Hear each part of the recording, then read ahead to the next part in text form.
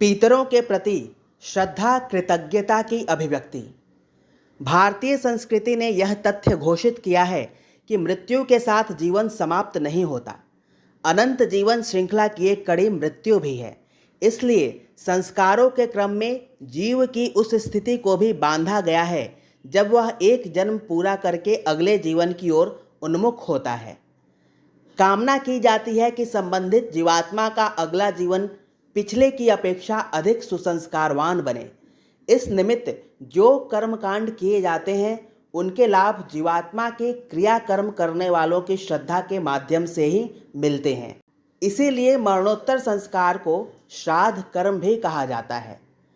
इस दृश्य संसार में स्थूल शरीर वालों को जिस इंद्रिय भोग, वासना, तृष्णा एवं अहंकार की पूर्ति में सुख मिलता है, उसी प्रकार पितरों का सूक्ष्म शरीर शुभ कर्मों से उत्पन्न सुगंध का रसास्वादन करते हुए तृप्ति अनुभव करते हैं।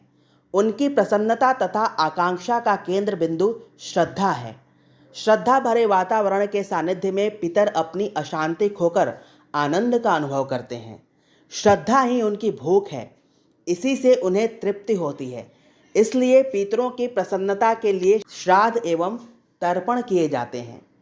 पितर वे हैं जो पिछला शरीर त्याग चुके किंतु अगला शरीर अभी प्राप्त नहीं कर सके।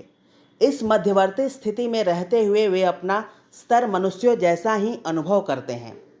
मुक्त आत्माओं और पितरों के प्रति मनुष्यों को वैसा ही श्रद्धा भाव दृढ़ रखना चाहिए जैसा देवों, प्रजापतियों तथा परमात्म सत्ता के प्रति। मुक्तों, देवों, प्रजापतियों एवं ब्रह्म को तो मनुष्यों की सहायता की आवश्यकता नहीं होती, किंतु पितरों को ऐसी आवश्यकता होती है। उन्हें ऐसी सहायता दी जा सके, इसीलिए मनीषी पूर्वजों ने पितर पूजन, श्राद्ध कर्म की परंपराएं प्रचलित की थी। योग वाशिष्ठ में बताया गया है कि मरने के समय प्रत्येक जीव मूर्छा का अनुभव करता है। वह मूर्छा महाप्रलय की रात्रि के समान होती है।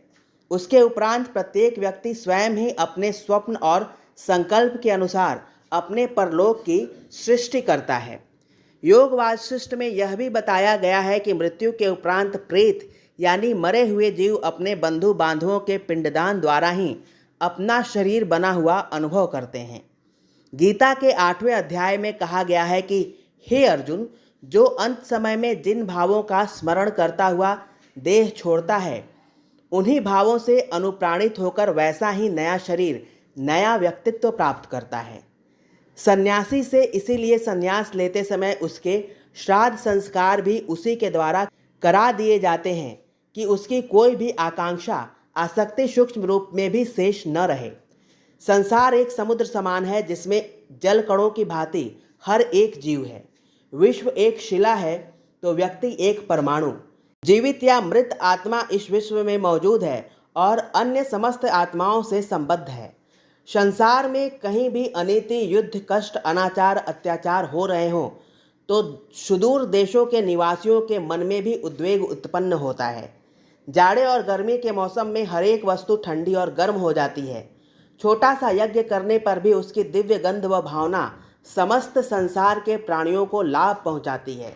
इसी प्रकार कृतज्ञता की भावना प्रकट करने के लिए किया हुआ श्राद्ध समस्त प्राणियों में शांतिमयी सद्भावना की लहरें पहुंचाता है। यह सूक्ष्म भाव तरंगे तृप्तिकारक और आनंददायक होती है। सद्भावना की तरंगे जीवित मृत सभी को तृप्त करती हैं, परंतु अधिकांश भाग उन्हीं को पहुंचता है जिनके लिए वह श्राद्ध विशेष प्रकार से किया गया है। श्राद्ध प्रक्रिया में देव तर्पण, ऋषि तर्पण, दिव्य मानव तर्पण, दिव्य पितृ तर्पण, यम तर्पण, मनुष्य पितृ तर्पण नाम से 6 तर्पण किए जाते हैं। इन सबके पीछे भिन्न भिन्न दार्शनिक पृष्ठभूमि है। देव तर्पण अर्थात ईश्वर की उन सभी महान विभूतियों के प्रति श्रद्धाभिव्यक्ति जो मानव कल्याण हेतु निस्वार्थ भाव से प्रयत्नरत हैं। वायु, सूर्य, अग्नि, चंद्र, विद्युत एवं अवतारी ईश्वर अंशों की मुक्त आत्माएं इसके अंतर्गत आती हैं। ऋषि तर्पण अर्थात व्यास, वशिष्ठ, याज्ञवल्क्य, कात्यायन, जमदग्नि, अत्रि, गौतम, विश्वामित्र, नारद, चरक, सुश्रुत, पाणिनि, दधीचि आदि ऋषियों के प्रति श्रद्धाभिव्यक्ति के निमित्त किया जाता है। दिव्य मानव तर्पण अर्थात उनके प्रति अपनी कृतज्ञता की अभिव्यक्ति जो लोक मंगल के प्रति समर्पित हो त्यागी जीवन जिए एवं विश्व मानव के लिए प्राणोत्सर्ग कर गए। दिव्य पितृ अर्थात वे जो कोई बड़ी लोक सेवा तो न कर सके पर व्यक्तिगत रूप से आदर्शवादी जीवन जीकर अनुकरणीय पवित्र संपत्ति अपने पीछे छोड़ गए। यम तर्पण अर्थात जन्म मरण का नियंत्रण करने वाली शक्ति, कुमार्ग पर चलने से रोक लगाने वाली विवेक शक्ति ही यम है। इसकी निरंतर पुष्टि होती रहे, मृत्यु का भाव बना रहे, इसलिए यम तर्पण किया जाता है। अंत में मनुष्य पितृ तर्पण की व्यवस्था है।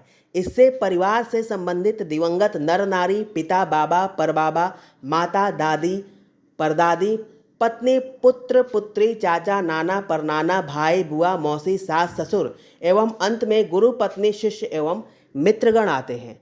इस प्रकार श्राद्ध तर्पण की सार्वभौम व्यवस्था में सारे समुदाय के प्रति कृतज्ञता की अभिव्यक्ति समाहित है। यह मात्र कर्मकांड तक सीमित न रहकर व्यवहार में उतरे। वसुधा एक विराट परिवार है। इस भावना के रूप में साकार हो, उदार दानशीलता के रूप में लोक मंगल के कार्य बन पड़े तो ही इनकी सार्थकता है। पितृपक्ष का हिंदू धर्म एवं संस्कृति में विशेष महात्म्य है। जो पितरों के नाम पर श्राद्ध और पिंडदान नहीं करता वह सनातन धर्मी सच्चा देव संस्कृति का अनुयायी नहीं माना जा सकता। शास्त्र मान्यता अनुसार मृत्यु होने पर मनुष्य की जीवात्मा चंद्रलोक की तरफ जाती व ऊपर उठकर पितृलोक में पहुंचती है। उन मृतात्माओं को अपने नियत स्थान तक पहुंचने की शक्ति प्रदान करने, शांति देने के निमित्त ही पिंडदान एवं श्राद्ध का विधान किया गया है। श्रद्धा से श्राद्ध शब्द बना है। श्रद्धा पूर्वक किया गया कार्य ही श्राद्ध कहलाता है। श्राद्ध से श्रद्धा जीवित रहती है। हमारे अदृश्य सहायक पितरगण गुरुजनों एवं पूर्वजों के प्रति श्रद्धा प्रकट करने के निमित्त मात्र श्राद्ध तर्पण के रूप में ही बन पड़ता है। मृत पितरों के प्रति कृतज्ञता के उन भावों को स्थिर रहना हमारी संस्कृति के अनुयायियों ने वर्ष में 15 दिन का समय पृथक निकाल लिया है। पितृभक्ति का इससे उज्जवल उदाहरण और कहीं देखने को नहीं मिलता। यह बात सदैव स्मरण रखना चाहिए। यदि पितरों को सच्ची श्रद्धा दी जाएगी, उन्हें तृप्त रखा जाएगा तो वे निश्चित ही शक्ति, प्रकाश, प्रेरणा, मार्गदर्शन, सहयोग व भावनात्मक अनुदान देंगे। पितरों के प्रति व्यक्त की गई कृतज्ञता उल्टे लौटकर बहुगुणित होकर स्वयं पर बरसती है। अपनी मोटी बुद्धि को तार्किक बनाते हुए हमें परोक्ष जगत के अस्तित्व को श्रद्धा के साथ स्वीकार करना चाहिए तथा वहाँ विद्यमान सहायक आत्माओं से संपर्क स्थापित कर उनके अनुदानों से लाभान्वित होना चाहिए।